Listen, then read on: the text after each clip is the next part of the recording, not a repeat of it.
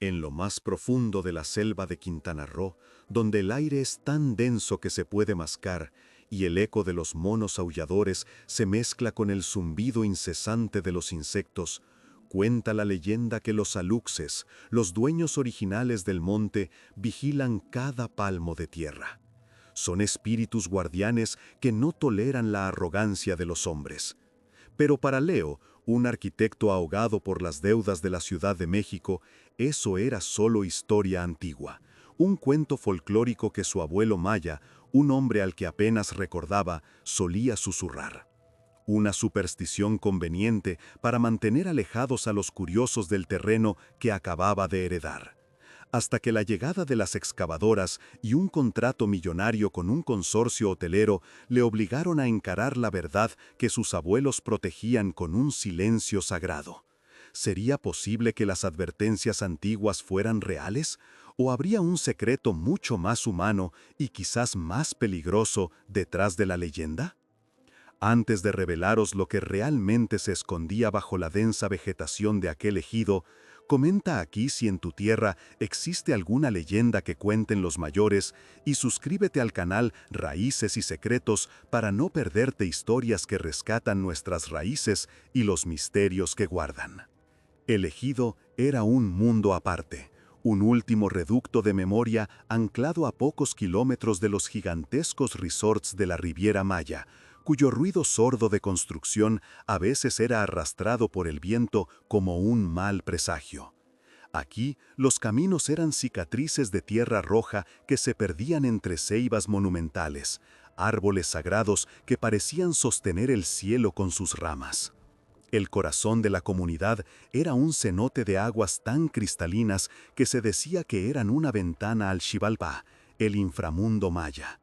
El calor era sofocante, una presión constante que te obligaba a moverte despacio, a respetar el ritmo de la selva. Era un lugar donde el tiempo no se medía en horas, sino en estaciones de lluvia y ciclos de cosecha. Un equilibrio frágil que la modernidad amenazaba con hacer añicos para siempre. Leo sintió el peso de ese mundo ancestral como una bofetada nada más bajar de su coche climatizado. El traje se le pegaba al cuerpo y el olor a tierra húmeda y a vegetación en descomposición le revolvía el estómago. Para él, este lugar no era un hogar, sino un obstáculo, un activo tóxico. Su abuelo le había dejado esta herencia como un tesoro, pero él solo veía un laberinto de problemas burocráticos y supersticiones que retrasaban su única salida, la venta. En el bolsillo de su pantalón, el pulgar rozaba una pequeña figura de barro, toscamente tallada, que representaba a una lux. La había encontrado en una vieja caja de madera junto a unos papeles amarillentos. La guardaba como una ironía, un amuleto de la mentalidad atrasada que estaba a punto de erradicar con una firma en un contrato. El capataz del consorcio, un hombre llamado Méndez, le esperaba junto a una imponente camioneta. Su piel estaba curtida por el sol y su sonrisa era una línea fina y cínica. No perdió el tiempo en formalidades. Desplegó un plano sobre el capó del vehículo, mostrando hileras de búngalos de lujo y piscinas infinitas donde ahora solo había árboles y maleza. «Esto es oro puro, arquitecto», dijo, golpeando el papel con el dorso de la mano. «Solo tenemos que limpiar esta chatarra», señaló con desdén hacia la selva. Cuando Leo, casi por inercia, mencionó las advertencias de los ancianos del pueblo sobre pedir permiso a la tierra, Méndez soltó una carcajada seca y cortante. «Permiso, el único permiso que necesitamos es el dinero. Esos viejos y sus cuentos de duendes son solo folclor para entretener a los turistas». Para demostrar su punto y dejar claro quién mandaba, Méndez sacó un walkie-talkie y dio una orden. A lo lejos, el motor de una excavadora rugió, un sonido profano que hizo callar a las chicharras. La máquina, un monstruo de metal amarillo, avanzó pesadamente, aplastando la vegetación a su paso. Su objetivo era un pequeño montículo cubierto de lianas. Con un movimiento brutal, el cazo de la excavadora se estrelló contra él, haciendo saltar por los aires un cúmulo de piedras oscuras dispuestas en círculo.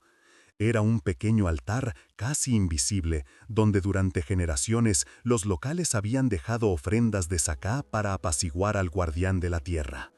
«Un montón de piedras viejas», sentenció Méndez, sin apartar la vista de Leo, desafiándole a contradecirle. Desde el borde del claro, un anciano de rostro surcado por arrugas profundas observaba la escena. Sus ojos oscuros no reflejaban miedo, sino una certeza terrible. La ofensa había sido cometida.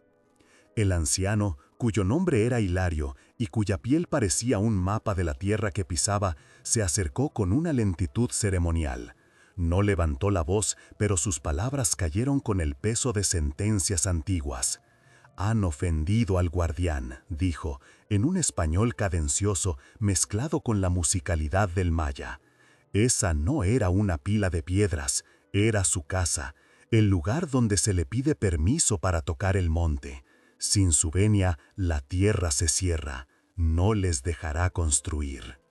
Méndez le miró de arriba abajo, una sonrisa de superioridad torciéndole los labios. «Váyase a casa, abuelo. Sus duendes no pueden detener una hipoteca». Se volvió hacia Leo, buscando su complicidad, pero el arquitecto solo pudo sentir un frío incómodo, una puntada de vergüenza al ver la dignidad inquebrantable en los ojos del anciano que no se retiró. Con miedo, sino con la calma de quien sabe que ha advertido de una catástrofe inevitable. Ignorando por completo la advertencia, Méndez decidió acelerar los trabajos y atacar el corazón simbólico del ejido, el cenote. «Quiero los estudios topográficos de esta zona para mañana», ordenó a su equipo, señalando la boca de agua turquesa. Aquel lugar era sagrado. Los lugareños hablaban de él en susurros, como un portal al mundo de los espíritus, un ojo de la selva que todo lo veía. Sus aguas, increíblemente quietas, reflejaban el dosel de los árboles con una perfección tan absoluta que era difícil distinguir dónde terminaba la realidad y comenzaba el reflejo. La orden de Méndez de plantar allí sus trípodes y aparatos de medición fue recibida con un silencio denso por los trabajadores locales. Pisar aquel borde sin un ritual previo era como entrar en una catedral gritando blasfemias. La sola idea parecía enturbiar el aire, cargándolo con una electricidad palpable, como si el propio cenote contuviera la respiración esperando la profanación. Y entonces, la selva pareció responder. El equipo de topografía, un sofisticado sistema de GPS y medición láser valorado en decenas de miles de euros, comenzó a fallar de forma inexplicable. Los satélites, que minutos antes ofrecían una señal perfecta, se desvanecieron de la pantalla. El teodolito digital se reiniciaba una y otra vez, mostrando coordenadas imposibles que situaban el cenote en mitad del Caribe. Méndez, rojo de ira, gritaba a sus técnicos, culpando a la humedad, a la interferencia magnética de los minerales del subsuelo, a cualquier cosa que tuviera una explicación lógica. Pero los trabajadores mayas que observaban desde la distancia sabían la verdad. No era un fallo técnico. Era el Alux, el dueño del monte, que ya había empezado a borrar el camino, a confundir los mapas del hombre moderno para proteger su dominio ancestral. La tecnología, ese dios infalible del progreso, era un juguete inútil en una tierra que operaba bajo leyes mucho más antiguas. Mientras Méndez luchaba contra sus máquinas rebeldes, Leo se alejó del caos, sintiendo una opresión en el pecho que no era solo por el calor. Se encontró, casi sin darse cuenta, de vuelta en el lugar donde había estado el altar. Se agachó y recogió una de las piedras oscuras, lisas por el tiempo y las ofrendas. Estaba fría, con una frialdad antinatural que contrastaba con la temperatura sofocante del ambiente. Al mirar a su alrededor, a la maraña de vegetación que lo envolvía, tuvo por primera vez la sensación nítida y escalofriante de no estar solo. No era el miedo a un animal o a otro ser humano, era una presencia difusa, una inteligencia que lo observaba desde cada hoja, cada raíz, cada sombra. El zumbido de los insectos ya no sonaba como el pulso de la vida, sino como un murmullo de advertencia. La leyenda, que hasta hacía unas horas era un cuento folclórico, empezaba a respirar a su lado. Esa noche, la frustración de Méndez alcanzó su punto álgido. Los retrasos eran inaceptables y culpaba de todo a la mentalidad retrógrada de los lugareños. Para reafirmar su autoridad y demostrar que no se dejaría intimidar por cuentos de viejas, cometió un nuevo acto de desprecio. En la entrada del sendero principal que llevaba al campamento había un viejo árbol de zapote en cuyo tronco alguien había tallado un símbolo protector y colgado una pequeña tablilla con una inscripción en maya. Méndez, harto de lo que consideraba basura tribal, la arrancó con violencia y la arrojó a una hoguera que había encendido para quemar la maleza. «Ya se acabaron los ídolos y las supersticiones», gritó a los pocos trabajadores que quedaban. «Aquí el único Dios que manda es el del progreso». El fuego crepitó con fuerza al devorar la madera sagrada, y por un instante las llamas parecieron dibujar un rostro diminuto y furioso. La respuesta no se hizo esperar. Apenas unas horas después, cuando la noche era más cerrada, un aguacero de una violencia inaudita se desató exclusivamente sobre el campamento. No fue una tormenta tropical normal. El cielo estaba despejado a unos pocos cientos de metros, pero sobre ellos el agua caía en cortinas tan densas que ahogaban el sonido. El viento, con una furia dirigida, desgarró las lonas de las tiendas de campaña, derribó las mesas con los planos y convirtió el terreno recién despejado en un lodazo impracticable. La hoguera donde Méndez había quemado la tablilla fue extinguida con un silencio violento, como si una mano invisible la hubiera aplastado. La tormenta duró exactamente una hora, y cuando cesó tan abruptamente como había comenzado, dejó tras de sí un silencio sobrecogedor, solo rompido por el goteo del agua y el olor a ozono y a tierra profanada. Al amanecer, el desastre era total. El campamento parecía haber sido arrasado por un huracán localizado. El equipo pesado estaba hundido en el fango, los suministros arruinados y, lo más importante, no quedaba ni un solo trabajador del ejido. Habían desaparecido durante la noche, abandonando sus herramientas y sus salarios, convencidos de que la tierra los había expulsado. Méndez contemplaba la escena con una mezcla de incredulidad y furia impotente, buscando culpables donde no los había. Pero Leo, de pie en medio del caos, ya no buscaba explicaciones lógicas. El escepticismo que lo había blindado se había hecho añicos durante la noche. Sentía el peso de la herencia de su abuelo de una forma nueva y aterradora. Metió la mano en el bolsillo y sus dedos se cerraron en torno a la pequeña figura de barro de la Lux. Ya no era una curiosidad irónica, ahora la sentía como una llave o quizá como una advertencia final. Méndez no esperó a que el sol secara el lodo. Su furia era un motor más potente que el de cualquiera de sus máquinas atascadas. Lanzó una sarta de maldiciones contra la selva, contra los trabajadores huidos y contra la incompetencia de su propio equipo, incapaz de ofrecerle una explicación racional para el desastre. Culpó a un microclima, a una falla geológica, a un sabotaje coordinado. Antes del mediodía, él y los pocos ingenieros que quedaban recogieron lo que pudieron y se marcharon en su camioneta, dejando tras de sí un cementerio de tecnología moderna y promesas rotas. Leo se quedó solo, de pie en medio del claro devastado. El silencio que siguió a la partida del vehículo fue más profundo y ominoso que cualquier tormenta. Ya no era el silencio de la naturaleza, era un vacío expectante, el silencio de un lugar que ha expulsado a un invasor y ahora esperaba para ver qué haría el último que quedaba. El aire, denso y cargado de humedad, olía a tierra removida y a fracaso. Caminó sin rumbo entre los restos del campamento, con el barro succionando sus caros zapatos de piel a cada paso. Veía los trípodes de los topógrafos derribados como esqueletos de animales extraños, los planos arruinados convertidos en una pulpa de papel ilegible.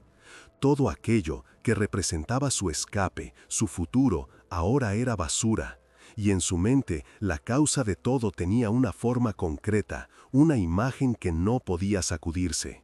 Metió la mano en el bolsillo y sus dedos se cerraron sobre la figura de barro de la Lux. Estaba fría y húmeda. La sacó y la observó en la palma de su mano. Aquel trozo de arcilla, aquel ídolo primitivo, se había convertido en el epicentro de su ruina. Contenía toda la irracionalidad, toda la resistencia pasiva que había hecho añicos su plan perfectamente lógico. Una oleada de rabia impotente le recorrió el cuerpo. Ya no sentía miedo, sino un desprecio profundo. Quería destruir ese símbolo, borrarlo, demostrar que no tenía poder sobre él. Con un grito ahogado por la frustración, echó el brazo hacia atrás, dispuesto a lanzar la estatuilla con todas sus fuerzas hacia la maraña de vegetación, a devolverla al olvido de donde había salido. Pero sus manos, cubiertas de una fina capa de lodo resbaladizo por haberse apoyado en un tronco, le traicionaron. En el momento de lanzar, la figura se le escurrió de los dedos.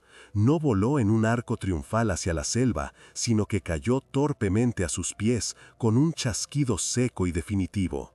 Aterrizó sobre una de las piedras oscuras del altar que la excavadora de Méndez había profanado días antes. El sonido, aunque pequeño, resonó en el silencio absoluto del claro como el eco de una profanación final. Leo bajó la vista, esperando ver solo un puñado de fragmentos de barro esparcidos sobre la roca. Pero lo que vio hizo que su corazón se detuviera por un instante. La figura se había partido limpiamente en dos, revelando que no era maciza, su interior era hueco. En el corazón de la estatuilla rota, donde debería haber solo arcilla, había algo más. Un objeto diminuto, un cilindro perfecto de papel amarillento enrollado con una precisión asombrosa y sellado con una gota de cera oscura, ahora resquebrajada por el impacto. Era del tamaño de la falange de su dedo meñique. Se quedó paralizado, mirando aquel pequeño pergamino como si fuera una criatura viva. No tenía sentido.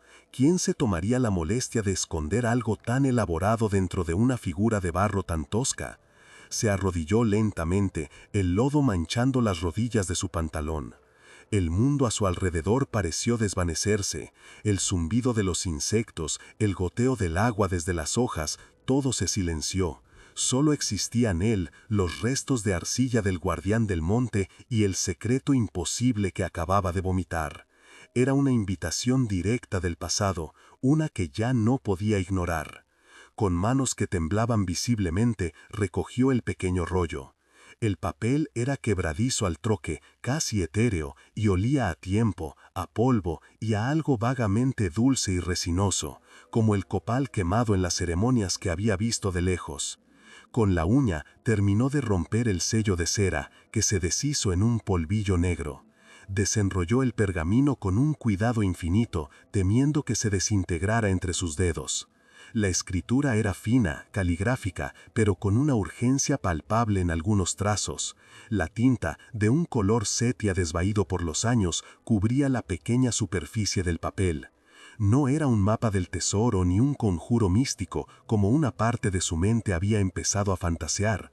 Lo que sostenía en sus manos era mucho más tangible y, por tanto, infinitamente más desconcertante, la copia de un título de propiedad, fechado a finales del siglo XIX. Un documento legal escondido como el corazón de un ídolo pagano. Reconoció el nombre de su bisabuelo, Jacinto Puc, caligrafiado con una elegancia formal en la parte superior. El documento le otorgaba la posesión legal de aquellas tierras, las mismas que él estaba a punto de vender. Pero al final del texto legal había un anexo, una cláusula escrita con una letra diferente, más apretada y personal. Las palabras le golpearon con la fuerza de una revelación física. Este título nos hace dueños ante la ley de los hombres, pero no ante los espíritus de la tierra. Leyó en voz baja. Nuestra sangre sella un pacto de silencio. Somos guardianes, no amos. Nuestra tarea es proteger el secreto que duerme bajo el agua sagrada del cenote, y usaremos la historia de los Aluxop, los dueños antiguos, como escudo para mantener alejados a los profanadores. Que nadie cabe, que nadie construya, que nadie despierte a los nuestros. Su cinismo, ya agrietado, se hizo polvo. La última frase del anexo fue la que le heló la sangre y reconfiguró por completo su realidad. Lo hacemos para honrar la memoria de los caídos en la masacre olvidada, durante la Gran Guerra, cuyos huesos dieron a esta tierra su alma y su derecho a descansar en paz. La Guerra de Castas no era un vago apunte histórico de un libro de texto, era la herida abierta de aquella región, un conflicto brutal que había enfrentado al pueblo maya contra el gobierno criollo. De repente, todo cobró un sentido terrible y lúcido. Las advertencias de los ancianos, la resistencia de la comunidad, los accidentes inexplicables, no eran superstición, eran un elaborado y desesperado mecanismo de defensa, un código transmitido de generación en generación para proteger una tumba. La leyenda de la Lux no era para asustar a los niños, sino para alejar a hombres como él. Se dio cuenta, con un horror que le recorrió la espina dorsal, de que no estaba intentando construir un hotel, estaba a punto de profanar un cementerio, el cementerio de su propia gente. Con el pergamino en la mano, Leo sintió que el suelo bajo sus pies dejaba de ser firme. Ya no era un simple terreno, un activo en un balance contable. Era un custodio de secretos, un testigo mudo de una tragedia que su propia sangre había jurado proteger. El aire denso de la selva pareció adquirir una nueva cualidad, ya no opresivo, sino solemne, cargado con el peso de las almas que el documento mencionaba. Levantó la vista hacia el cenote, cuyas aguas quietas ahora le parecían un ojo insondable que lo miraba directamente, exigiéndole una respuesta, un posicionamiento. La leyenda de la Lux, aquel cuento que había despreciado, se había transformado en un epitafio, en un código de honor. La pregunta ya no era si creía o no en duendes, sino si era capaz de cargar con el peso de la verdad que acababa de desenterrar, una verdad que olía a tierra sagrada y a sangre antigua. Impulsado por una urgencia que nunca antes había sentido, corrió hacia la pequeña y ruinosa casa que su abuelo le había legado. Aquel lugar, que horas antes solo le inspiraba desdén y prisa por demoler, se le antojó de pronto un santuario, el último bastión de una memoria que él había estado a punto de aniquilar. Forzó la vieja puerta de madera, que se quejó con un gemido largo y lastimero, y se sumergió en la penumbra polvorienta del interior. El olor a madera vieja, a copal rancio y a humedad impregnaba cada rincón. Ignoró las telarañas que le rozaban el rostro y empezó a buscar, no ya los títulos de propiedad oficiales, sino algo más. Rebuscó en un baúl de cedro carcomido por la polilla, apartando ropas descoloridas y herramientas oxidadas, buscando un diario, una carta, cualquier cosa que diera voz al silencio sepulcral de aquel pergamino. Entre un montón de papeles amarillentos y facturas de semillas, encontró un viejo libro de contabilidad con cubiertas de cuero agrietado. Pertenecía a su bisabuelo, Jacinto Puc. Al principio, las páginas solo mostraban anotaciones mundanas, sacos de maíz vendidos, el coste de un machete nuevo, el jornal pagado a un peón. Pero a medida que avanzaba, Leo empezó a notar una segunda contabilidad, más sutil, escrita en los márgenes con una tinta ligeramente más clara. Eran gastos extraños, sin justificación comercial, una ofrenda de sacá para calmar la tierra, velas para los que duermen, reparación del altar del guardián. No eran supersticiones aisladas, era el registro metódico y disciplinado de un ritual, la prueba de que mantener viva la leyenda era un trabajo, un deber que costaba dinero y esfuerzo. El Alux no era solo un cuento, era una partida en el presupuesto familiar. El estridente sonido de su teléfono móvil rompió el silencio sagrado de la estancia como una blasfemia. Era el abogado del consorcio hotelero. Su voz, fría y corporativa, sonaba como si viniera de otro universo, uno donde la tierra solo tenía valor si se podía escriturar y explotar. Le habló de penalizaciones, de incumplimiento de contrato, de daños y perjuicios millonarios. Leo escuchaba las amenazas, pero las palabras le rebotaban. ¿Cómo podía explicarle a aquel hombre de traje que estaba discutiendo sobre la profanación de una tumba? Que el obstáculo no era un problema logístico, sino un pacto de sangre. Hay complicaciones, fue todo lo que pudo decir, con una voz que no reconoció como suya. Esto no es un simple terreno. Colgó antes de que el abogado pudiera responder, sintiendo que acababa de quemar el último puente que lo unía a su vida anterior. Sabía que no podía descifrar el resto del misterio solo. Necesitaba a alguien que pudiera leer entre las líneas de la historia, alguien que conociera el lenguaje del monte. Y solo un nombre acudió a su mente: Hilario. El anciano, de ojos tristes y sabiduría infinita, que había advertido a Méndez con una calma profética. Guardó el pergamino y el libro de contabilidad en una bolsa y salió de la casa, dirigiéndose al corazón del ejido, un puñado de casas humildes agrupadas a la sombra de una ceiba gigantesca. Mientras caminaba por el sendero de tierra roja, el mismo que antes había recorrido con impaciencia, sintió por primera vez que no estaba caminando sobre la tierra, sino con ella. Cada crujido de las hojas bajo sus pies, cada canto de un pájaro invisible parecía guiarlo, confirmarle que, por fin, estaba en el camino correcto.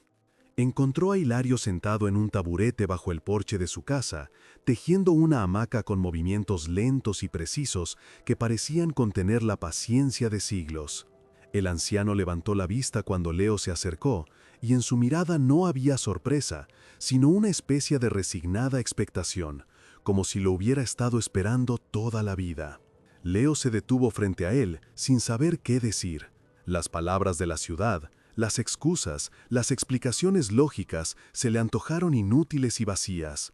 En su lugar, abrió la bolsa y con manos temblorosas sacó el pequeño pergamino y el libro de contabilidad. Se los tendió en silencio. Hilario no los tomó de inmediato. Primero observó el rostro de Leo, escrutando sus ojos, buscando algo más allá del pánico. Luego, con una delicadeza infinita, sus dedos curtidos y nudosos tomaron los documentos como si fueran las reliquias más sagradas. El anciano apenas necesitó mirar el pergamino, lo reconoció al instante. Sus hombros, encorvados por los años, parecieron relajarse, como si un peso que había llevado durante décadas se hubiera aligerado. Asintió despacio, un movimiento casi imperceptible. La llave, susurró en un español teñido por la musicalidad maya. Tu abuelo siempre dijo que el pacto encontraría al de su sangre que tuviera el corazón dispuesto a escuchar, no solo a mirar. El alux te ha estado hablando desde que llegaste, muchacho, no con la voz, sino con los silencios. Miró a Leo, y esta vez sus ojos no eran los de un campesino ignorante, sino los de un historiador, un guardián. Lo que protegemos no es un espíritu del monte, es el monte mismo, que es el espíritu de nuestra gente. Lo que ustedes llaman leyenda es el nombre que le dimos a nuestra memoria para que nadie pudiera borrarla. Hilario tomó el libro de contabilidad con una reverencia que Leo jamás habría asociado a un objeto tan mundano. Lo abrió en una página marcada con una hoja seca y sus dedos, agrietados como la tierra misma, recorrieron una lista de nombres. No son los aluxes, los duendes del monte, quienes guardan este lugar, Leo. No como los cuentos los pintan, comenzó el anciano, su voz un susurro grave que parecía brotar de las raíces de la ceiba. Los verdaderos dueños, los guardianes a los que tu bisabuelo y el mío juraron honrar, son ellos. Señaló los nombres escritos en el libro. Son los nuestros, los que cayeron aquí mismo, en este pedazo de tierra que tú querías vender durante la Gran Guerra, la Guerra de Castas. La leyenda no es para proteger la selva de los hombres, es para proteger a nuestros muertos del olvido. La palabra muertos quedó flotando en el aire denso y húmedo, cargada con el peso de más de un siglo de silencio.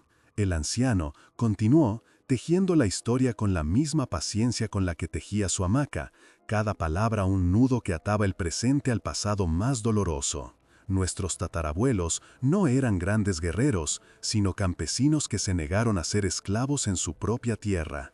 En los últimos años de la guerra, cuando la esperanza ya era un rescoldo, un pequeño grupo de familias, los Puk entre ellos, se refugiaron en esta parte del monte, creyéndola segura, pero fueron traicionados. Una mañana, justo al alba, las tropas del gobierno los rodearon. No fue una batalla, muchacho, fue una cacería. Los acorralaron aquí, junto al ojo de agua que ellos consideraban sagrado. Hilario hizo una pausa, sus ojos fijos en la distancia, como si estuviera viendo la escena desplegarse de nuevo ante él. No hubo prisioneros. Los registros oficiales nunca mencionaron lo que pasó. Para el mundo, simplemente desaparecieron. La revelación cayó sobre Leo con una fuerza física, dejándolo sin aire. La verdad era mucho más brutal y tangible que cualquier espíritu del bosque. ¿Dónde? ¿Dónde están?, preguntó con un hilo de voz, aunque una parte de él ya conocía la aterradora respuesta. Hilario bajó la vista hacia el suelo y luego la levantó lentamente, señalando con la barbilla en dirección al cenote. No podían darles una sepultura digna, los soldados lo impidieron. Así que, durante la noche, los pocos que sobrevivieron, los que estaban escondidos en el monte, hicieron lo único que podían para honrar a sus caídos. Arrojaron los cuerpos a las profundidades del cenote, a las cavernas subterráneas que se conectan con sus aguas. Le pidieron al Xibalbá que acogiera a sus almas. Ese cenote no es solo un pozo de agua, Leo, es una fosa común. Es el sepulcro de tu sangre y la mía. Ahora, todo encajaba con una lógica espeluznante. El pacto, el anexo en el título de propiedad, la insistencia en no cavar. Tu bisabuelo, Jacinto, y los otros supervivientes sabían que no podían proteger la tumba con armas ni con leyes, porque para la ley esos muertos no existían, explicó Hilario, cerrando el libro con delicadeza. Así que usaron el arma más poderosa que tenemos los mayas, nuestra palabra, nuestra memoria. Crearon un código, alimentaron la vieja historia de los Aluxov, los dueños del monte, y la anclaron a este lugar. El Alux que se enfada si tocan su casa no era un duende, era el espíritu de nuestros ancestros. Las ofrendas de Sacá no eran para un ser mágico, eran para recordar a los caídos. La leyenda se convirtió en nuestro muro, un escudo invisible forjado con superstición para mantener alejados a los codiciosos y a los profanadores. Leo sintió una oleada de náusea y vergüenza tan intensa que tuvo que apoyarse en un pilar del porche. La figura de barro en su bolsillo, que había despreciado y casi destruido, ahora le quemaba como un carbón al rojo vivo. No era un amuleto de la ignorancia, era un receptáculo de la verdad, una cápsula del tiempo diseñada para abrirse solo cuando un heredero estuviera listo para entender. Él no solo había sido ciego, había sido el profanador. Méndez y su excavadora no eran más que la herramienta de su propia arrogancia. Cada palabra de desprecio que había pronunciado contra las creencias de su pueblo era una palada de tierra arrojada sobre la memoria de su propia familia. El atraso que tanto criticaba era en realidad un acto de lealtad y resistencia que había durado generaciones, un deber sagrado que él había estado a punto de aniquilar a cambio de un puñado de dinero. ¿Y los accidentes? ¿La tormenta? ¿Las máquinas?, preguntó Leo, aferrándose a la última brizna de su escepticismo, aunque ya sabía que la respuesta no importaba. Hilario se encogió de hombros, una sabiduría ancestral brillando en sus ojos. Algunas cosas sí, las hicimos nosotros. Un cable cortado por la noche, una herramienta que se pierde en el monte. Somos pocos, pero conocemos cada palmo de esta tierra. Otras cosas, su voz se volvió más queda. Cuando un pueblo entero pone su fe y su voluntad en proteger un lugar sagrado, la tierra misma parece escuchar. Quizá la tormenta fue solo una casualidad, o quizá el monte, harto de tanto ruido y tanto desprecio, simplemente decidió echarlos. ¿Qué importa si fue la mano del hombre o la del espíritu? El resultado es el mismo. La tumba sigue a salvo. Eso es lo único que cuenta. Con la verdad revelada en toda su crudeza, Leo miró más allá de la humilde casa de Hilario, hacia la espesura de la selva. Ya no veía un obstáculo verde, un activo inmobiliario. Veía un monumento vivo, un santuario silencioso. En su mente, superpuso los planos del resort de lujo sobre el paisaje, la piscina infinita justo sobre el cenote, sobre la tumba de sus antepasados, los búngalos de lujo esparcidos sobre el campo de la masacre, el bar con música chill out donde una vez solo hubo gritos y silencio. El proyecto no era un desarrollo, era el acto final de la conquista, el borrado definitivo de la historia. El sacrilegio que Méndez había cometido al derribar el altar de piedras era solo el preludio de la profanación masiva que él, Leonardo Puch, descendiente de los guardianes, había estado a punto de autorizar. El Alux no era el monstruo de la historia, el monstruo había sido él. Aquella noche Leo no durmió. Se quedó sentado en el porche de la casa de su abuelo, escuchando la sinfonía nocturna de la selva, un lenguaje que por fin empezaba a comprender. El pergamino y el libro de contabilidad descansaban sobre la mesa, no como pruebas de un misterio, sino como un testamento, una herencia de responsabilidad que pesaba más que cualquier deuda. El ruido de las excavadoras había sido reemplazado por el susurro del viento entre las ceibas, y en ese silencio la decisión floreció, inevitable y clara como el agua del cenote. No había nada que negociar. Al amanecer, con una calma que no había sentido en años, cogió el teléfono, no para suplicar ni para buscar una salida, sino para dictar un final, el suyo. Acababa de encontrar algo infinitamente más valioso que el dinero, el camino de vuelta a casa, un camino que sus propios pies casi habían borrado para siempre. La llamada al abogado del consorcio fue breve y definitiva. Al otro lado de la línea, la voz corporativa, impaciente y amenazante, desgranó un rosario de cláusulas de penalización, demandas millonarias y la ruina profesional que le esperaba. Habló de contratos como si fueran escrituras sagradas, de plazos como si fueran mandamientos divinos. Leo escuchó en silencio, dejando que el torrente de amenazas se estrellara contra la certeza que ahora lo anclaba a esa tierra. Cuando el abogado terminó, agotado su arsenal de intimidaciones, Leo respondió con una voz tranquila, firme, una voz que parecía nacer de la tierra misma. «El terreno no está en venta», dijo. «Nunca lo estuvo. Están intentando construir sobre un cementerio, mi cementerio». Y antes de que el hombre pudiera articular una respuesta, añadió, «Díganle a sus jefes que el guardián de esta tierra les manda recuerdos».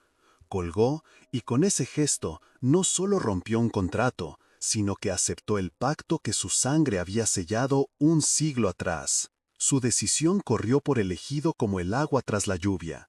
Los rostros que antes lo miraban con recelo y desconfianza, ahora lo acogían con un respeto solemne.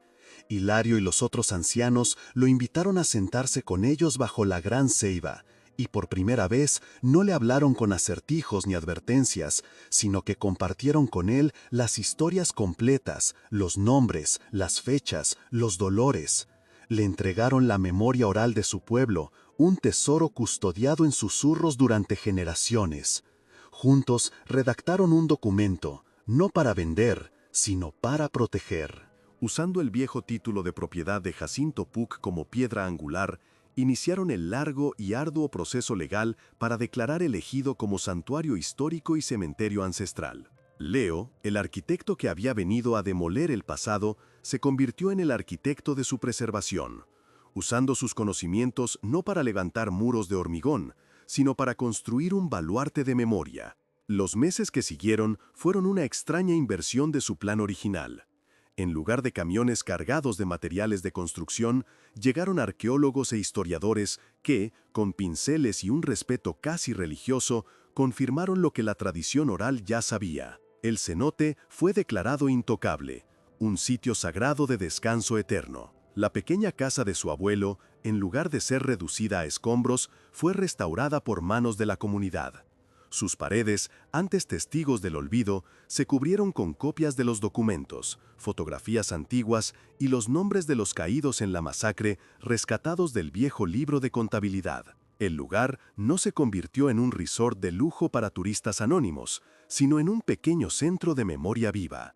Un lugar donde los nietos del ejido podían aprender que las leyendas de sus abuelos no eran cuentos para dormir, sino la armadura que protegió su dignidad. Leo nunca regresó a su vida en la Ciudad de México. Vendió su apartamento, saldó lo que pudo de sus deudas y se instaló en la casa restaurada. Cambió los planos por el machete, los trajes caros por la ropa de trabajo y el ruido del tráfico por el canto de los pájaros. Aprendió de Hilario a leer las nubes, a entender el lenguaje del monte y a hablar las frases mayas que su abuelo había intentado enseñarle en una infancia lejana. Perdió una fortuna, pero ganó un linaje. Dejó de ser un hombre que huía de sus raíces para convertirse en un hombre plantado firmemente en ellas. Ya no era el dueño de la tierra, sino su hijo, su guardián. El alux, aquel trozo de barro que había despreciado, ahora descansaba en un pequeño nicho en la pared de la casa, no como un ídolo pagano, sino como el recordatorio perpetuo de que la verdad, a veces, necesita una máscara para sobrevivir al tiempo. La leyenda del alux sigue contándose en el ejido, pero ya no como una advertencia susurrada en la oscuridad, sino como una historia de resistencia contada a plena luz del día. Es la prueba de que una comunidad, armada solo con su memoria, puede detener el avance de las máquinas más poderosas. La tierra, finalmente, descansaba en paz, protegida no por un espíritu celoso, sino por el compromiso de una nueva generación que había aprendido la lección más importante. Leo, de pie al borde del cenote, mirando su propio reflejo en las aguas quietas que guardaban los huesos de sus ancestros, entendió, por fin, que hay heridas que solo sanan cuando alguien decide recordar. Porque el verdadero fantasma no es el que ronda la noche, sino el que persigue a quienes olvidan sus raíces. Si crees que nuestras tradiciones guardan sabidurías que la modernidad no logra explicar, comparte esta historia. Mantengamos vivas las memorias de nuestros abuelos. Suscríbete al canal Raíces y Secretos para más relatos que desentierran lo que nunca debió ser olvidado. El estruendo de las excavadoras nunca más volvió a profanar el silencio del ejido. En su lugar llegó el susurro cuidadoso de los pinceles de los arqueólogos y el murmullo respetuoso de las voces de la comunidad. El terreno, antes una cifra en un contrato, se transformó en un santuario a cielo abierto. Con el apoyo de historiadores y activistas, Leo logró lo que parecía imposible. La tierra fue reconocida oficialmente como patrimonio histórico y cementerio ancestral, un lugar intocable para la codicia del desarrollo. La casa de su abuelo, destinada a la demolición, fue restaurada con las manos de todos los vecinos, convirtiéndose en un pequeño museo de la memoria, un lugar donde las paredes no sostenían un techo, sino la dignidad de un pueblo. En su interior, el libro de contabilidad de Jacinto Puc y una réplica del pergamino se exhibían como los tesoros que realmente eran, las armas con las que un puñado de campesinos había vencido al olvido durante más de un siglo. Leo nunca regresó a su vida anterior. Las deudas y las ambiciones de la Ciudad de México se desvanecieron como un mal sueño, reemplazadas por el ritmo terral de la siembra y la cosecha. Cambió sus trajes de diseño por la sencillez de la ropa de campo y su lujoso coche por unas botas embarradas que conocían cada sendero. Bajo la tutela de Hilario, no solo aprendió a cultivar la tierra, sino también a escucharla, a entender el presagio del viento y el lenguaje de las estrellas. Perdió una fortuna que nunca le había pertenecido, pero encontró una riqueza que no podía medirse en dinero, un nombre, un linaje, un propósito. En un pequeño nicho de la casa restaurada, colocó los fragmentos de la figura de barro de la Lux. Ya no era un símbolo de superstición, sino la brújula rota que le había mostrado el camino de vuelta a casa, un recordatorio de que a veces hay que quebrar la coraza del cinismo para encontrar el corazón de la verdad. La leyenda de la Lux sigue viva en la selva, pero ahora se cuenta con orgullo, no con temor. Los niños del ejido ya no la escuchan como un cuento para asustar, sino la crónica de su propia resistencia, la historia de cómo la sabiduría de sus abuelos fue más fuerte que el acero de las máquinas. Entendieron que el folclore no es un vestigio inútil del pasado, sino una biblioteca oral, un código cifrado que transporta las verdades más sagradas y dolorosas, protegiéndolas de quienes solo saben leer el lenguaje del poder y del dinero.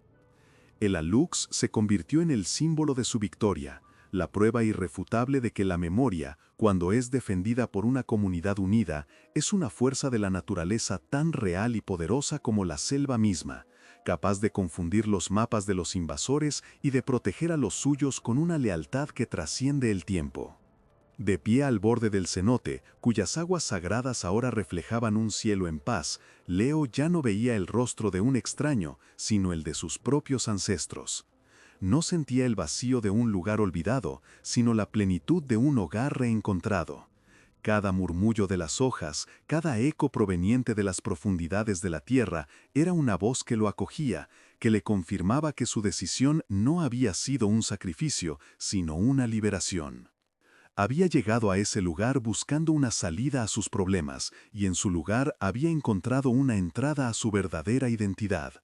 Y entendió, por fin, que hay heridas que solo sanan cuando alguien decide recordar. Porque el verdadero fantasma no es el que ronda la noche, sino el que persigue a quienes olvidan sus raíces. La historia de Leonardo Puig y el Guardián del Monte nos recuerda que bajo la tierra que pisamos a diario duermen los secretos de quienes nos precedieron y que las leyendas que nos contaron nuestros mayores son a menudo el último mapa que nos queda para encontrarlos. Si en tu familia o en tu pueblo existe una historia que se niega a morir, compártela en los comentarios y ayúdanos a que no se pierda.